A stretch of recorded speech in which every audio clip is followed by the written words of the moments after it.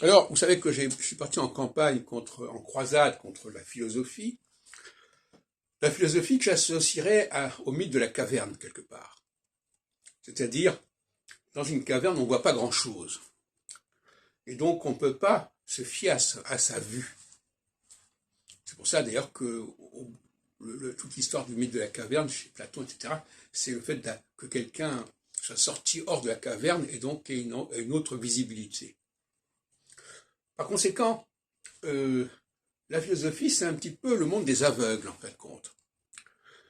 C'est-à-dire qu'ils vont s'appuyer sur leur raisonnement, sur leur logique, mais ils ne vont pas s'appuyer sur leur constatation, leur observation.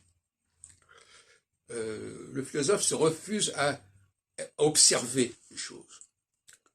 Et il va simplement réfléchir, théoriser sur les choses, et il y a un certain nombre de choses qui vont lui échapper, forcément. Tout à l'heure, j'écoutais Frédéric Worms parler de cette question d'égalité, etc. Je crois que c'est lui. Eh bien, finalement, on arrive à des conclusions hallucinantes. Alors, on parle d'éviter la discrimination. La discrimination, c'est quelque chose de mauvais, paraît-il. Distinguer les hommes et les femmes visuellement, c'est pas une bonne chose, c'est pas une bonne base de travail. Il faut réfléchir sur l'être en général, l'être abstrait, et là on arrive à quelque chose de valable, soi-disant. Alors, très franchement, je suis très sceptique sur cette façon de fonctionner, et c'est comme la linguistique jusqu'à un certain point de vue. Hein. On va vous faire des grands raisonnements sur la base du langage, en disant que dans certains cas, on ne distingue pas le masculin et le féminin, alors que dans d'autres cas, on les distingue tout à fait d'ailleurs.